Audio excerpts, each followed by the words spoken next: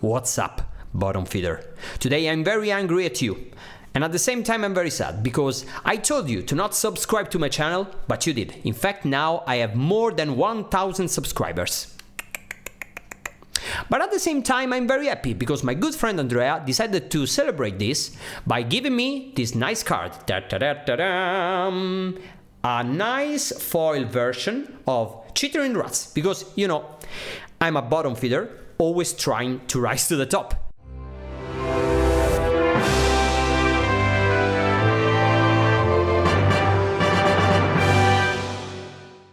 Paupergeddon is near and I won't be able to attend because of family business, but you will. And I'm not gonna give you a gameplay video today. There is something far more important we need to talk about. And it's not a tier list. I don't like tier lists because I don't really need to categorize things in that way. And I don't really need to know if a deck is tier 3 or tier 2 or whatever. And at the same time, it's not really scientific, and ultimately it's kinda useless because it's also personal. I like to think about the metagame in a different way. I like to identify the decks to beat, because once you do that, the rest of the meta kinda unfolds before your eyes. So there is one clear best deck in the format, and thanks to Walker735, that's Jund midrange, I think. So which are the decks that are good into Jund Wildfire? There are just two decks that are very good into Jund Wildfire and that are good decks in general. And those decks are High Tide and some kind of Altar Tron, Dispute Tron, whatever you might call it.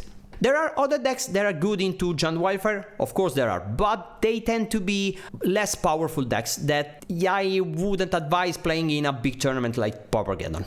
So, to me, the three best decks in the format right now are Jund and the other two Jund killers, High Tide and Altar Tron. They have upsides and downsides. Let's see them.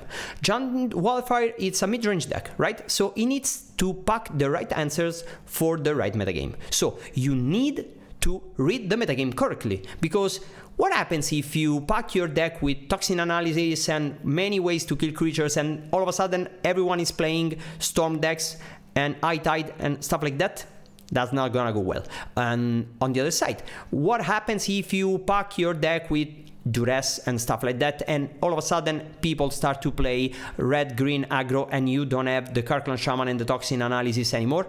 That go poorly. So the problem with Jund is you need to correctly identify the metagame, and you need to don't take the part of the metagame that it's gonna kill you. You can beat every deck with Jund, but you cannot beat all of them at the same time, so you have to choose. High Tide, on the other hand, is a very proactive deck and doesn't really care about what the opponent is doing.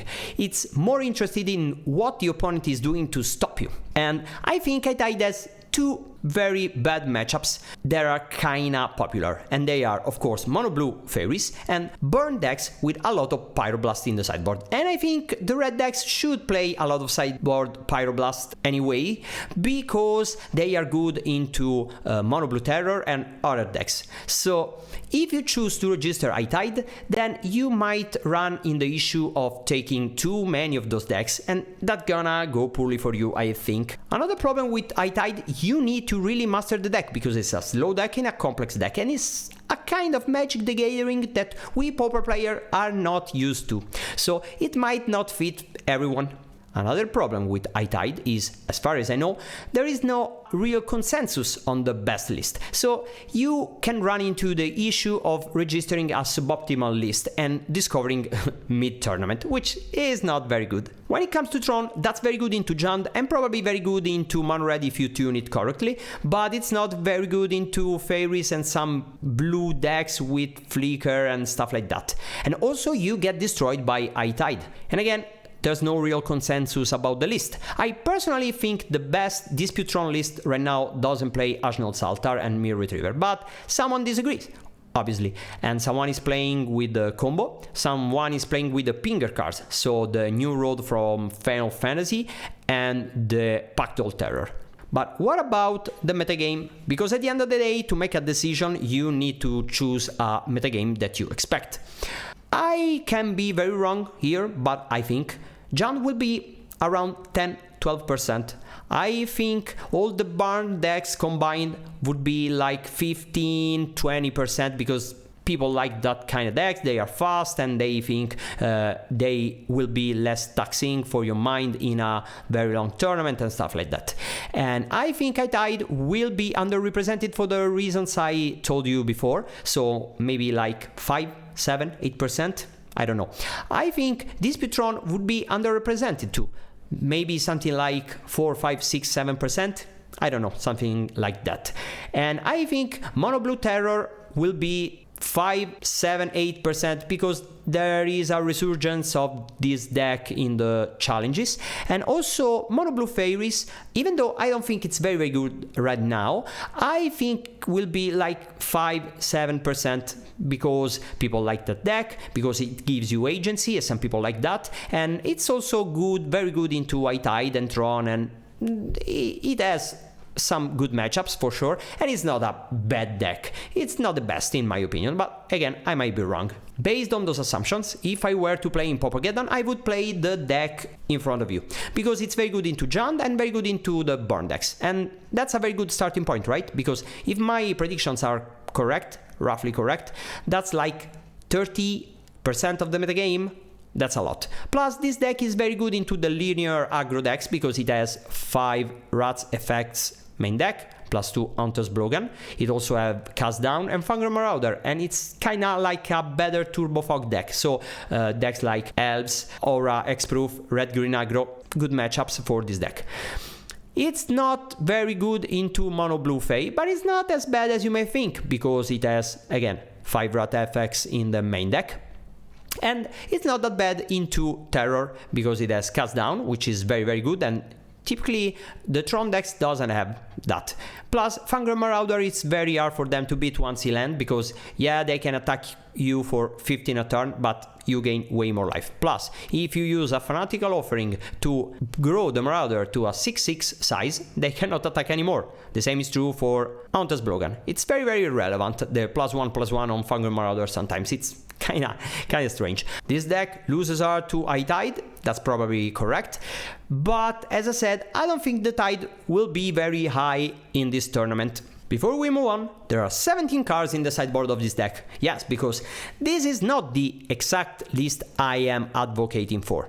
I don't really know the list I would register for the tournament if I were to go, but this is the starting point I'm brewing right now. So if I were to go to the tournament, I would use the remaining time to refine this list. There are certainly some issues with this deck in a Paupergeddon environment. First of all, the time, because this deck is very slow. You need to play very, very fast, and also you need to be fast for your opponent, because people in Pauper, especially in Pauper, is not very fast. So you need to be well trained to think fast and act fast. For example, fun fact, when I go to tournaments with this kind of deck, I always shuffle between rounds, because there's a very good video by Reid that tells you how to prepare for a game, and of course, he said you need to shuffle a lot, and I shuffle a whole lot, and I start to do that before the round even starts. This deck is also very taxing to your brain power, so you need to be prepared to 14 rounds of very, very hard thinking and stressful situations. So I would pick one of those 3 decks, but there are certainly other choices you can make. For example, you could play one of the burn decks. I don't like that very much because the Pinger version, it's not so powerful. The Cool Dot-less version is not so powerful either. The Madness versions, the Rakdos one and the Mono Red one, are the more powerful ones, but they are not very good into the blue decks because they are engine decks, and if they counter the right enabler, then you are kind of screwed with cards you cannot cast in hand. Oh, sorry. And every burn decks, it's not very good into Jund and it's not very good into Tron, so I wouldn't choose that deck. You can play Mono Blue Fairies, but that's not very good into Jund, and I don't like to exchange the Jund matchup for the High Tide matchup because I think Jund will be more represented. You could choose the Spy deck, which I think it's a good deck, but I wouldn't play the 6 land ones now because it's not very good into Jund and it's not very good into High Tide. The 5 land one, it's better right now, I think, because it's good into the top 3 decks, but it's bad into the newer and faster versions of Mono Red and mono blue fairies and also the mono blue terror deck. So I think it's a fine choice, but it's not the deck I would pick for this exact tournament, to be honest. Altar Tron is a very powerful deck that I wouldn't choose for this tournament, to be honest, because in the last few years it didn't gain a lot, while other decks gained a lot of new and powerful cards. And not playing new cards with powerful sets always releasing, like Modern Horizon 3 and stuff like that, I don't think it's a recipe for success. As I said in the beginning, this is not a tier list, so I'm not talking about every possible deck in the format, because that's useless. I just need to pick one deck, the better deck, and I think the deck I talked about are the ones you should consider, basically.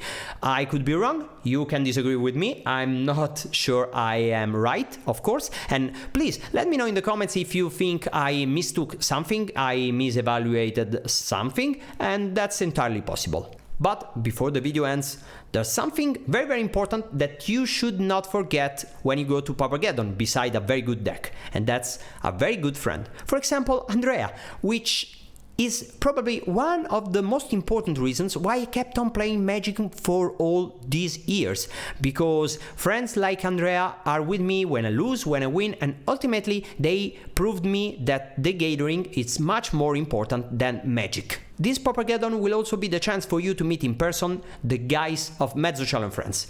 Go to the stand, absolutely you should, and maybe you will not buy anything, but that's not important, they are very, very nice, so talking with them will be very, very cool. Again, let me know in the comments if you agree with my predictions or if you think I misevaluated things, and please, after Paupergeddon ends, report back in the comment section your experience, not just your record, the deck you choose and blah blah blah, but also the things that you liked about this event. I would love to read about that, and I'm sure a lot of users will be happy to read that too, so please do that. So that's it for today. As always, don't like the video, don't subscribe to the channel, and don't buy the guide that I wrote about the Spy deck. I made some free updates about 6-land Spy and the list that I would play at the Paupergeddon if I were to go with the Spy deck. The update is free for all the purchasers, but don't buy the guide. And if you like this video, tell everyone you know, and if you didn't, non me frega un c***o!